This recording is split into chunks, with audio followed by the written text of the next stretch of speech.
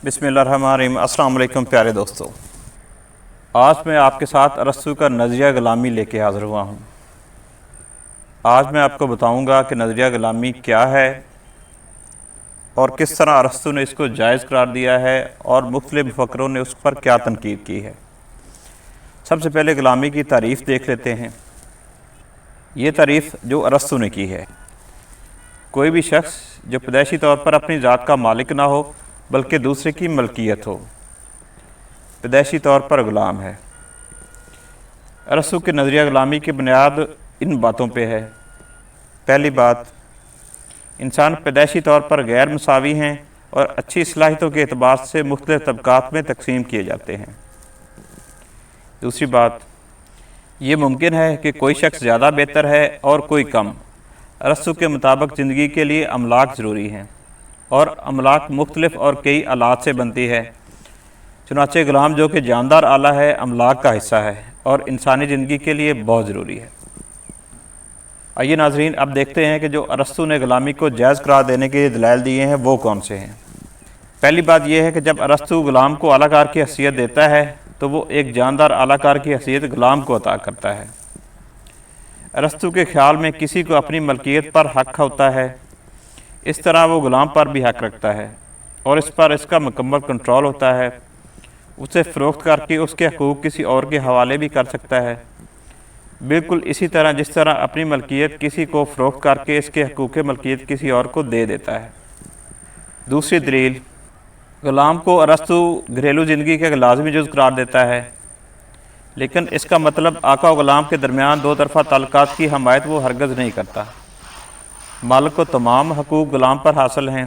अरस्तू तो यहाँ तक कहता है कि ख़ानदान का जुज़ बने बगैर ग़ुलाम की ज़िंदगी का तसव्वुर नहीं किया जा सकता। यानी ग़ुलाम के वजूद का दारोमदार अरस्तू के ख्याल में इस अमर में है कि वो घरेलू ज़िंदगी के लाज़मी जुज़ में शुमार हो। तीसरी दलील, ग़ुलामी फ़ितरी है, यही इंसाफ है, यही अदल है।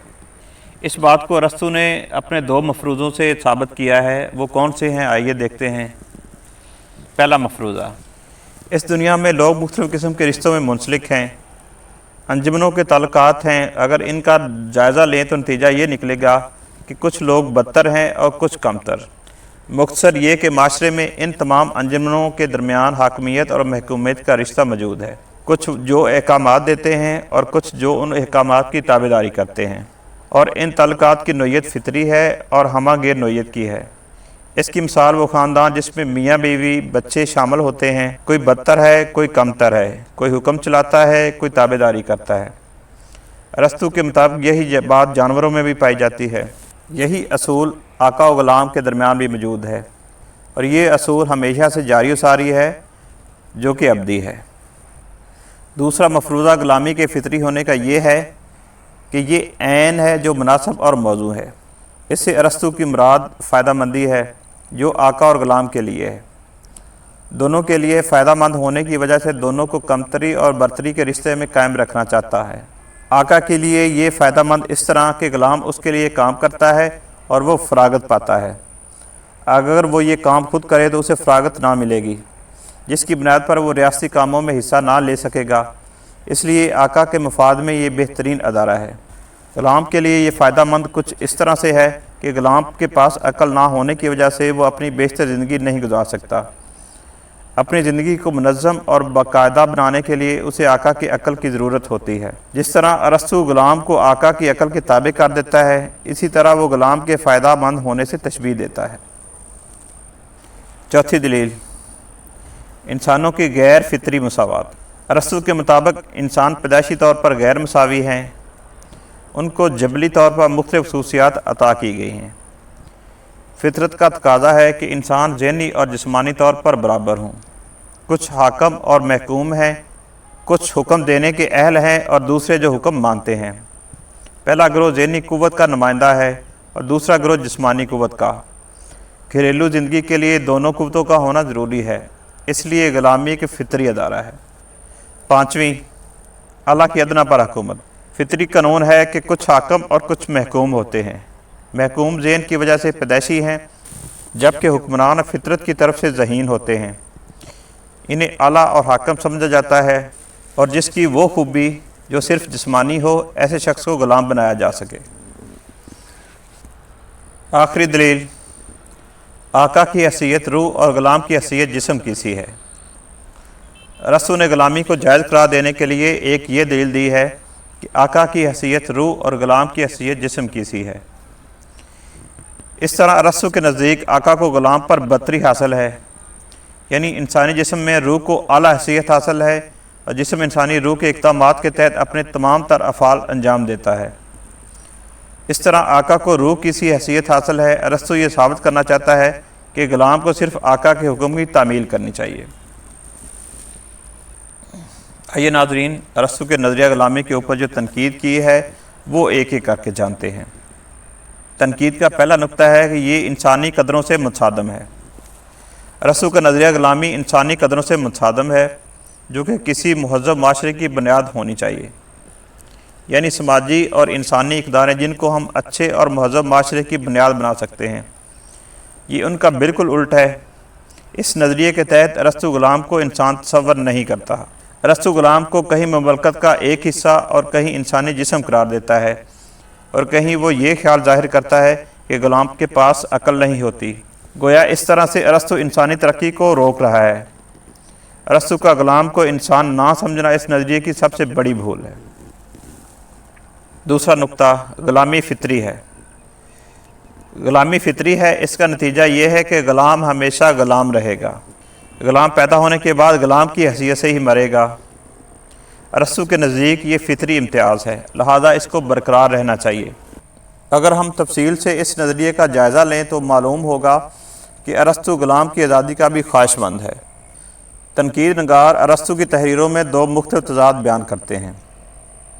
تنقید نگاروں کے نزدیک اگر غلام کو آزاد کیا جا سکتا ہے تو یہ فطری نہیں رہتی، اور اگر یہ فطری ہے تو غلامی کو آزادی نصیب نہیں ہوتی۔ تنقید نگاروں کے نزدیک فطری ہمیشہ فطری رہتی ہے، اس لیے ارسطو کا نظریہ غلامی اپنے آپ سے ہی متصادم ہے۔ دوسرا نقطہ، غلام کے پاس عقل نہیں۔ وہ آقا کی عقل کا طالب ہوتا ہے، لیکن بعض جگہ وہ اس کے الٹ تصور پیش کرتا ہے کہ غلام کے پاس عقل ہو سکتی ہے، لیکن وہ اتنی پختہ نہیں ہوتی جتنی کہ آقا کی ہوتی ہے۔ اس لیے غلام کی عقل ادھوری اور ناقص ہے۔ مزید یہ کہ غلام کو آزاد کر دیا جائے تو اس کے پاس پوری عقل آ سکتی ہے۔ گویا ارسطو کی یہ دلیلیں ایک دوسرے سے متصادم ہیں۔ اس کی اس دلیل کی سب سے بڑی وجہ یہ ہے کہ ارسطو نے ابتدائی سے ایک ناقص مفروضے سے بات کی ہے۔ ناقص مفروضہ یہ ہے کہ غلام کو انسان ہی تصور نہ کرنا۔ اگر وہ غلام کو انسان تصور کرتے ہوئے عقل کا حامل قرار دیتا تو یہ منطقی دشواریاں پیش ہی نہ آتی۔ ابتدا غلام کی عقل نہ ہونے سے اور انتہا عقل آ جانے سے کرتا ہے، جس کی وجہ سے اس نظریہ میں جھول پیدا ہو گیا ہے۔ تیسری تنقید، غلام کا وجود آقا کی بنا پر ہے۔ وہ کہتا ہے کہ آقا برتر اور غلام اس کا ماتحت ہے، اور یہاں تک کہ غلام کا وجود آقا کی وجہ سے ہے۔ اس لیے تنقید نگار ارسطو کے نظریہ غلامی کو مکمل محکومی کا تصور کہتے ہیں۔ اس کے غلام میں عدم مساوات کا عنصر نمایاں ہے۔ اس کے ساتھ ساتھ وہ غلامی کو فطری بھی کہتا ہے، اور دوسری جگہ غلام کو آقا کا دوست بھی کہتا ہے۔ یہ دونوں باتیں عدم مساوات پر مبنی ہے۔ جب دوستی کہتا ہے تو کمتری اور برتری کا شائبہ نہیں رہتا، کیونکہ دوستی میں مکمل مساوات کا عنصر نمایاں ہے۔ کمتری اور برتری میں کبھی دوستی نہیں ہوتی۔ چوتھا، آقا اور غلام کے درمیان معاہدہ۔ ارسطو کا مفروضہ یہ ہے کہ آقا اور غلام کے درمیان ایک معاہدہ ہے۔ ارسطو کے نظریہ غلامی میں غلام کی حیثیت کچھ بھی نہیں ہے، اس لیے معاہداتی شکل میں وہ آقا کا محکوم نہیں رہتا۔ اس لیے بنیادی طور پر ارسطو کا غلام اور آقا کے درمیان جو معاہداتی تصور ہے وہ سراسر غلط ہے۔ مشکل یہ ہے کہ ارسطو یہاں دونوں کی بہتر زندگی کا تصور قائم کر رہا ہے، لیکن چونکہ ارسطو کا بنیادی مفروضہ ہی غلط ہے، اس لیے وہ اس نظریے میں خود ہی جھول پیدا کرتا ہے۔ ارسطو کے نظریہ غلامی پر تنقید کے بعد نتیجہ یہ اخذ کیا جا سکتا ہے کہ یہ نظریہ سراسر غلط بنیادوں پر استوار ہوا ہے۔ تنقید نگاروں کا یہ بھی خیال ہے کہ مغربی تہذیب کے اتنے بڑے اور عظیم مفکر سے ایسے گھٹیا نظریے کی قطعاً امید نہیں کی جا سکتی تھی جو کہ اس نے غلامی کے بارے میں پیش کیا ہے۔ اس کی وجہ یہی ہے کہ ارسطو اپنے ذاتی رویہ کی بنا پر اتنا مجبور و بے کس ہو گیا تھا کہ وہ یونان میں مروجہ نظام میں تبدیلی لانا ہی نہیں چاہتا تھا۔ اس وجہ سے ارسطو نے نظام کی معرفت میں دلائل دینے کی بھرپور کوشش کی ہے کہ غلامی فطری ہے۔ ارسطو ریاستی معاشرہ کو دو طبقات میں تقسیم کر کے ریاست کے استحکام کے لیے زبردست خطرہ پیدا کر رہا ہے۔ دوسرا یہ کہ حکم چلانے کے لیے چند لوگ ہیں اور باقی سب تابعداری کے لیے پیدا کیے گئے ہیں۔ موجودہ دور کی ریاستوں میں مشکلات کا باعث بن سکتا ہے۔